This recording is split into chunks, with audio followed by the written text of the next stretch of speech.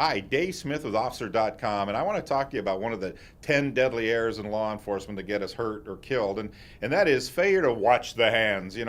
Years ago I did the Buck Savage series, and that was one of the legendary lines that I used was, watch the hands, rookie.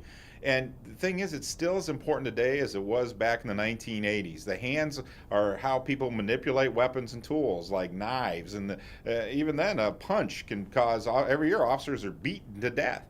So we want to talk about that. The hands themselves are often placed in odd places by the subject that we're dealing with, usually their pockets.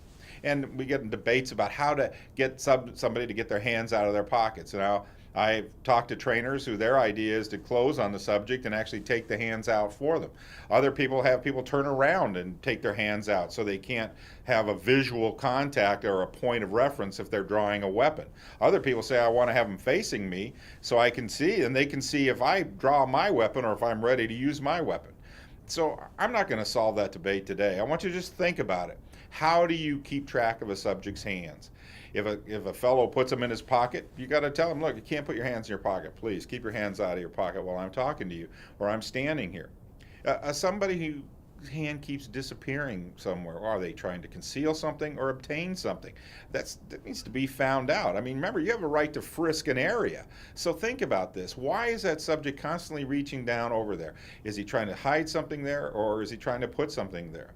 If you're dealing with a subject, she's constantly reaching in her purse or reaching toward her purse. Maybe there's something there she's trying to tuck in so you can't have a quick visual on it. These are all things to be aware of, and don't relax. Remember, the hands are critical. It's our basic tools as a human being. And so at the same time, we want to make sure we don't get ourselves in a dangerous position where we can be kicked or bit or other way attacked by trying to control the hands. Again, we're always going to look at the entire picture. We're going to evaluate all the risks on all the threats, and remember, we're going to watch the hands. Pay attention to them, not just with the individual we're talking to or dealing with at a scene or at a traffic stop or anywhere else, but also the people in the area around us. What are their hands? What are they holding? What are they doing?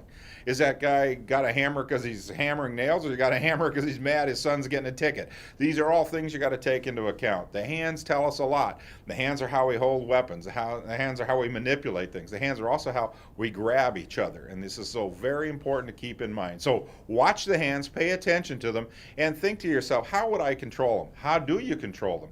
Have you gotten into bad habits where you just let people stand around? Or do you find yourself with your hands in your pockets as well, which is a very bad habit when you're talking to a subject that you simply are not in control of? So I want you to think about these things, mentally rehearse, visualize yourself handling these situations, and be prepared. Well, I'm Dave Smith for Officer.com, and I'll see you again.